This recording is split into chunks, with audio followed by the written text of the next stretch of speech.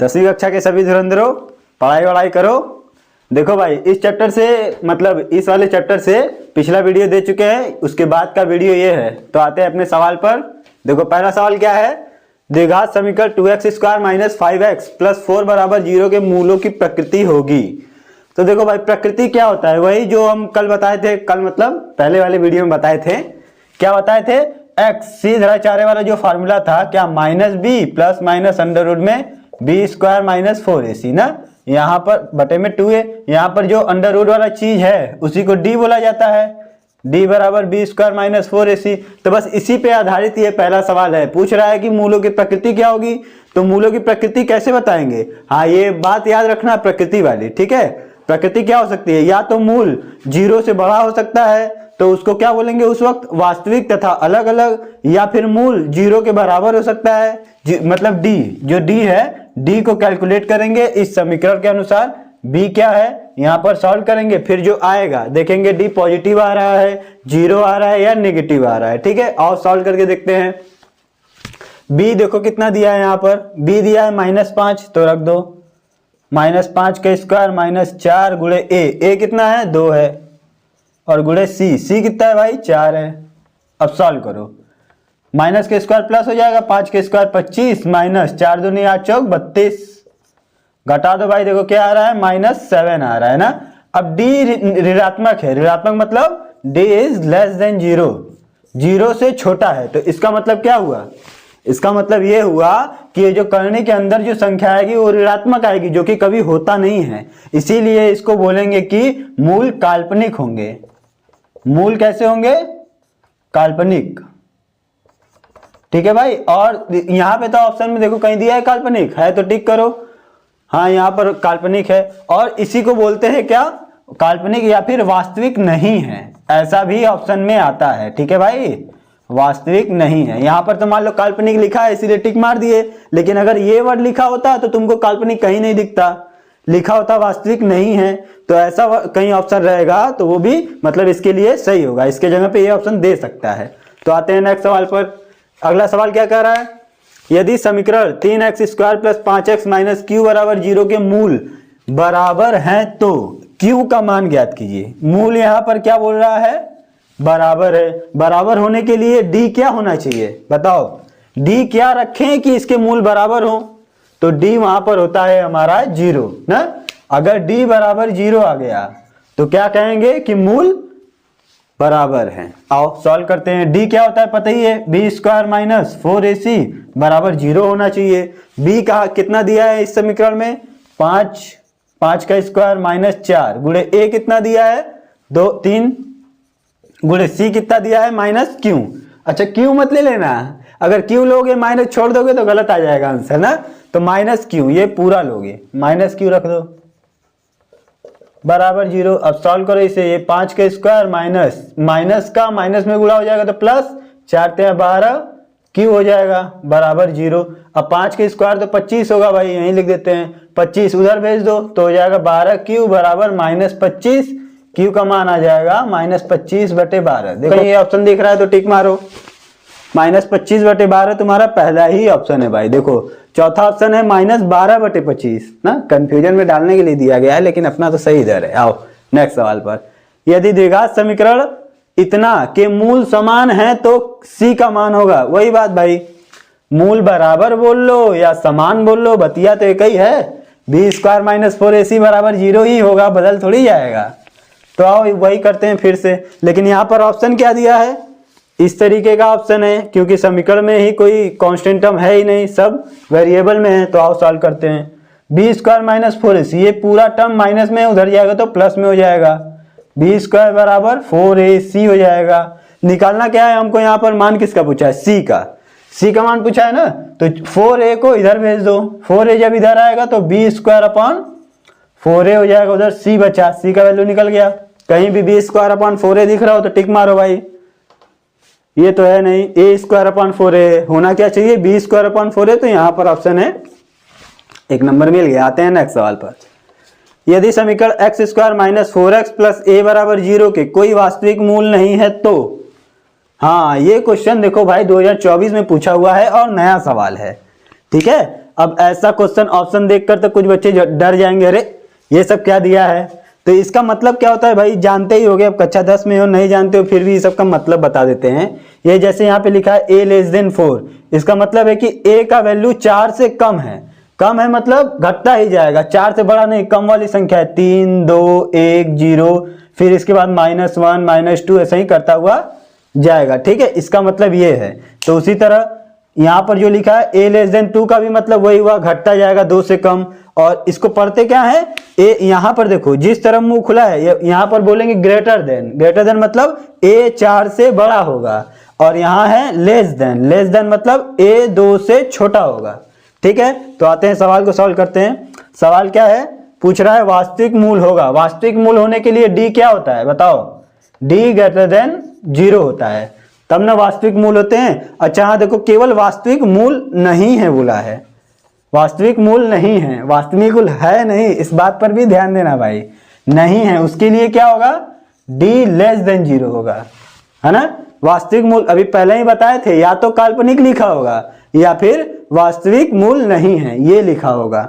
ठीक है, तो यहां पर भी मिल गया तुमको। और सॉल्व करें, d क्या होता है, b² - 4ac लेस देन 0, है ना। कुछ दिया है यहां पर रख दो, b का मान दिया है -4, -4 का स्क्वायर -4 इंटू a का मान यहाँ पर कुछ नहीं है, इसका मतलब 1 है, a का मान 1 दिया है, इंटू c का मान कितना है, c के जगह पर a है तो a रख दो भाई, लेस देन 0 हो जाएगा। हमको मान किसका निकालना है, अच्छा a में रिलेशन है ना, हाँ a में रिलेशन आएगा ही। माइनस के स्क्वायर प्लस 4 का स्क्वायर 16 हो जाएगा, -4 एकम 4a लेस देन 0 हो जाएगा। अब क्या करेंगे, देखो ये माइनस है उसको उस पर भेज दो, तो लेस देन 4a हो जाएगा। 4 इधर दोनों पक्षों में 4 से भाग दे दो तो क्या होगा, ये 4 चौका 16, 4 एकम 4, तो 4 लेस देन a आएगा ना, मतलब a जो है 4 से बड़ा होगा। इसका मतलब ये हुआ कि a 4 से बड़ा होगा। ऐसा ऑप्शन कहीं दिख रहा हो तो भाई टिक मारो। यहाँ पर देखो 4 बड़ा किया है a से तो ये होगा नहीं, ये वाला ऑप्शन देखो एग्जैक्ट मैच कर रहा है ना, तो ये वाला टिक करो और आगे बढ़ो। आते हैं नेक्स्ट सवाल पर। द्विघात समीकरण 1 - 4x + 4x² बराबर 0 के मूलों का योग होगा। मूलों का योग निकालना है भाई। मूलों का योग तो तुम दो तरीके से निकाल सकते हो, एक बड़ा विधि है, एक छोटा विधि है। तो अगर तुम इसकी कैलकुलेट करके गुणनखंड विधि द्वारा जाओगे, कैलकुलेट करोगे तो उसका 2 मूल निकलेगा अल्फा बीटा, उनको जोड़कर निकाल सकते हो, लेकिन वो सबसे बड़ा मेथड है। अब हम शॉर्ट मेथड में बताते हैं क्या होता है। मूलों का योग पता ही होगा, मूलों का योग जो कि हम द्विघात बहुपद में पढ़े थे, शून्यकों का योग ना, अल्फा प्लस बीटा होता था, क्या होता था, -x का गुणांक बटे में x² का गुणांक, है ना भाई। शॉर्ट ट्रिक बुक का ही बात है, कुछ नया नहीं है इसमें। -x का गुणांक बटे x² का गुणांक। अच्छा इसमें देखो कितना अच्छे से द्विघात समीकरण दिया है बच्चों को कंफ्यूज करने के लिए। देखो हमेशा x² को पहले लिखा जाता है, जितना भी समीकरण देख लो x² देखो पहले है कि नहीं, लेकिन यहाँ पर क्या किया है कि x² को आखिरी में लिख दिया है। अब बच्चा सोचेगा कि यहाँ वाला संख्या x² का गुणांक होता है, ये इनके चक्का देगा, फिर उसके बाद 1 नंबर उसका चला भी जाएगा। तो हम अपने तरीके से करते हैं जो दिया है असली वाला मेथड। हाँ तो हम देखेंगे कि -x का गुणांक, मतलब x का गुणांक कहाँ है, x खोजो, इसमें x यहाँ है, x का गुणांक है -4, तो हम -4 रखेंगे, तो रख दो भाई। माइनस का चिन्ह फार्मूला का है, x का गुणांक -4 है बटे में x² का गुणांक, x² का गुणांक कितना है, 4 है, तो x² का गुणांक 4 है तो 4 रख देते हैं। ये माइनस माइनस प्लस हो जाएगा, 4 बटे 4 कट के आएगा 1, मतलब शून्यकों का योगफल आया 1। कहीं ऑप्शन में है 1, ये भाई टिक मारो, आगे बढ़ो। आते हैं नेक्स्ट सवाल पर। क्वेश्चन नंबर 7, द्विघात समीकरण x² + x - 1 बराबर 0 का विविक्तकर क्या होगा। अभी तक जो भाई हम d निकाल रहे थे b² - 4ac, उसी का नाम है विविक्तकर। ठीक है, d ही क्या होता है, विविक्तकर, तो वही निकालना है यहाँ पर भी b² - 4ac। जो ये वैल्यू निकलेगा वही उसी को बोलते हैं विविक्तकर। और निकालते हैं, b कितना दिया है, b यानी कि x का गुणांक होता है, x का गुणांक दिया है 1, यानी कि 1 का स्क्वायर -4 इंटू a होता है x² का गुणांक जो कि 1 दिया है, और c होता है अचर पद जो कि -1 दिया है। तो कर दो गुणा, 1 का स्क्वायर 1 माइनस माइनस प्लस 4 1 कम 4, आंसर आएगा 5। कहीं ऑप्शन में दिख रहा हो तो टिक मार के 1 नंबर पाओ भाई। आते हैं नेक्स्ट सवाल पर। द्विघात समीकरण 3x स्क्वायर माइनस 6x, इसमें भी वही करना है भाई, डी निकालना है। तो डी वही लिखो भाई, B square minus 4ac, formula लगाओ भाई। ये सब सवाल 2024 के आए हुए हैं अलग अलग सेट्स में। ये कोई अलग मान लो सेट नंबर 5 का होगा तो ये सेट नंबर 6 का होगा। बस हम इसलिए बात बता रहे हैं कि देखो इस बात पर क्वेश्चन कितना पूछ रहा है ना। तो ये बात तुमको अच्छे से याद होना चाहिए और क्वेश्चन प्रैक्टिस होना चाहिए, ताकि देखते ही सॉल्व करो और आंसर मारो टिक और आगे बढ़ो। बी क्या दिया है, -6 का स्क्वायर माइनस 4 इंटू ए दिया है 3 और गुणे सी दिया है 4। 6 का स्क्वायर हो जाएगा 36, माइनस का स्क्वायर हो जाएगा प्लस, तो 4 3 12, 12 चौक 48, है ना। डी का मान आएगा -12। कहीं दिख रहा हो तो भाई टिक करो। ये आगे बढ़ते हैं, आते हैं नेक्स्ट सवाल पर। ठीक है, ये देखो भाई क्वेश्चन नंबर 9 क्या कह रहा है, द्विघात समीकरण करनी में 3x square minus 11x minus 8 करनी में 3 बराबर 0 को हल करें, है ना। तो इसको हल करना है, 2024 का सवाल है, 4 नंबर का सवाल है। ठीक है, तो इसको सॉल्व करते हैं। देखो भाई इसको सॉल्व करने का 2 तरीका है। अच्छा, पहली बात इसको हम दिए क्यों, इसलिए दे दिए कि ये करनी वाला क्वेश्चन देखकर ही बच्चे डर जाते हैं, है ना। तो आओ उसका डर दूर करते हैं भाई। हालांकि पहले जब हम भी कक्षा 10 में थे तो करनी वाला सवाल से भागते थे पीछे कि अरे ये कहाँ से आ गया, लेकिन अब तो हालांकि 10 पास कर ली इसीलिए आसान लगने लगा है, नहीं तो जो 10 में होता है उसको डर लगता है भाई। हम जान रहे हैं इसीलिए बता रहे हैं। क्या करेंगे भाई, सॉल्व करने से पहले पीछे भी बहुत सारे सवाल सॉल्व कर चुके हैं, लेकिन मतलब ये सब करनी वगैरह नहीं था। तो देखो क्या करेंगे, इसका इसमें गुणा करेंगे। करनी में जब करनी में 3 गुणे 8 करनी में 3 करोगे तो कितना आएगा, करनी का करनी में गुणा करके हटेगा 3 बचेगा, तो 8 गुणे 3 8 हो जाएगा 24। ठीक है, ये 24 तुम्हारे दिमाग में होना चाहिए, है ना। अब 24 को 2 भाग मतलब 11 को इसको 2 भागों में तोड़ना है, जोड़ने पर 11 है लेकिन गुणा करने पर 24 है, तो तोड़ो भाई। तो 24 को तुम तोड़ सकते हो 8 और 3 में, क्या -8x ले लो और -3x ले लो, प्लस 8 करने में 3 बराबर 0। अब देखो कॉमन क्या हो रहा है, यहाँ पर कुछ कॉमन हो रहा है, केवल x ही कॉमन हो रहा है, तो x ही कॉमन ले लो। बचेगा करने में 3x -8, यहाँ से क्या कॉमन हो रहा है, -1 कॉमन ले लो, करने में 3 कॉमन हो रहा है, तो ले लो भाई। तो देखो यहाँ पे 3 था, एक करनी में 3 निकाल दिए तो बचेगा 1 करनी में 3, है ना, ताकि करनी में 3 का करनी में 3 में गुणा करे तो 3 आ जाए। तो यहाँ हो जाएगा करनी में 3x प्लस, अरे माइनस क्योंकि माइनस कॉमन लिए हुए हैं, और यहाँ करनी में 3 निकल गया तो बचेगा केवल 8 और इधर बराबर 0। समझ में आया भाई ना, कैसे इस करनी में 3 को बाहर लिए हैं, क्योंकि इसमें गुणा करेंगे तो यही चीज आ जाएगा। ठीक है, अब इन दोनों में देखो क्या कॉमन है, ये और ये निकाल लो बाहर। करनी में 3x -8 और इस ब्रैकेट में बचेगा x माइनस करनी में 3 बराबर 0। ठीक है, एक बार इसको 0 के बराबर करो, एक बार इसको 0 के बराबर। यदि ऐसे लिख देना क्योंकि स्टेप मार्किंग होता है, थोड़ा बहुत स्टेप लिखोगे तो नंबर नहीं कटेगा। बराबर 0, तो यहाँ से x का वैल्यू आ जाएगा 8 बटे करनी में 3। ठीक है, और यहाँ से यदि क्या x माइनस करनी में 3 बराबर 0 करोगे तो यहाँ से x का मान आ जाएगा करनी में 3। तो पूछा क्या था, केवल द्विघात समीकरण को हल करना था, इतना करोगे भाई 4 नंबर मिलेगा। कितना छोटा सवाल है, बस ये सब छोटी मोटी बातें सोचनी है, इसीलिए ये सवाल को 4 नंबर में दिया हुआ है। आते हैं अपने नेक्स्ट सवाल पे। नेक्स्ट सवाल देखो भाई क्या कह रहा है, जांच कीजिए कि द्विघात समीकरण इतना के मूल वास्तविक हैं। सबसे पहले तो तुमको ये चेक करना है कि इस समीकरण के मूल वास्तविक हैं, है ना। जांच करने के लिए कह रहा है, ये नहीं कह रहा कि वास्तविक है, तुमको चेक करना है। फिर यदि ऐसा है तो मूलों को भी ज्ञात कीजिए, है ना। पहले चेक करो ये द्विघात समीकरण वास्तविक है कि नहीं, फिर अगर वास्तविक है तो इसके मूल निकाल देना। तो आसान है भाई। देखो अब ये सवाल इसलिए दिए हैं भाई, जो कठिन कठिन सवाल है सोचे बता दे ताकि डर और थोड़ा खत्म हो। ये दे दिया है बटे में, अब सोचोगे कि अरे ये बटे में दिया है कैसे गुणनखंड करेंगे, तो बहुत सस्ता है भाई, आओ करते हैं। पहले चेक करना है और अच्छा बताओ वास्तविक है, आभासी मतलब काल्पनिक है या 0 है। ये चेक करने के लिए हम क्या करते हैं, डी निकालते हैं। तो डी देखो यहाँ पे क्या आ रहा है, डी होता है बी स्क्वायर माइनस 4ac ना।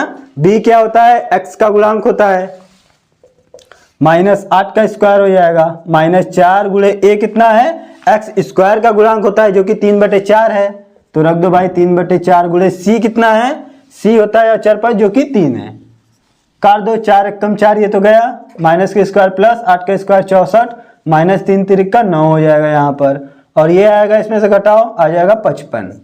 भाई डी देखो आ गया धनात्मक ना, चूंकि यहाँ लिखोगे चूंकि डी इज ग्रेटर देन 0, इसीलिए इस समीकरण का मूल जो होगा वास्तविक होगा, मूल वास्तविक होंगे, है ना। चूंकि d 0 से बड़ा है इसीलिए इसका मूल वास्तविक होगा। अगर कह रहा है ऐसा है तो मूल भी ज्ञात कीजिए, और मूल भी ज्ञात कर देते हैं। अच्छा देखो, अब गुणनखंड विधि मत लगाओ क्योंकि d तो निकाल ही चुके हैं तो उसको लगाने की जरूरत नहीं है, डायरेक्ट 3 धारा 4 फार्मूला लगा दो, लिख देना 3 धारा 4 फार्मूला से, 4 सूत्र से, फार्मूला क्या सूत्र से, क्या होता है 3 धारा 4 सूत्र, x बराबर माइनस बी प्लस माइनस करनी में d, वही ना होता है भाई बी स्क्वायर माइनस 4ac, तो उसको हम d भी तो लिख सकते हैं, d बटे में 2a, तो d का मान तो हम निकाले हुए हैं, और माइनस b हमको पता है कितना है, b कितना है x का गुणांक होता है, तो माइनस यहाँ पे दिया है -8 x का गुणांक प्लस माइनस करनी में d कितना है 55, और बटे में 2a, 2 इंटू a कितना है 3/4, रख दो भाई। तो यहाँ माइनस माइनस प्लस 8 आ जाएगा, यहाँ प्लस माइनस करनी में 55, और बटे में 2 से काटो 2 दूना 4, 3/2 है ना। अब देखो 3/2 को जब ऊपर भेजेंगे तो ये क्या हो जाएगा 2/3, 8 प्लस माइनस करनी में 55।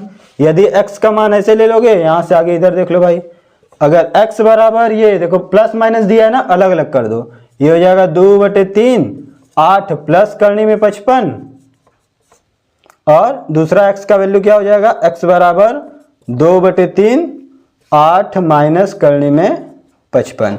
अच्छा सोच रहे हो कि करनी में 55 को सॉल्व क्यों नहीं कर रहे हैं, करनी में 55 क्या होगा, 11 × 5 = 55 होता है, बाहर नहीं निकलेगा, अभाज्य संख्या पहले से ही है तो यही हो जाएगा, तो मतलब भाज्य संख्या है, बाहर नहीं निकलेगा, ये हो जाएगा तुम्हारा आंसर। ठीक है भाई, 4 नंबर इससे मिल जाएगा, छोटा सा सवाल था। तो यहीं से हम अपना ये चैप्टर खत्म करते हैं, मिलते हैं नेक्स्ट वीडियो में।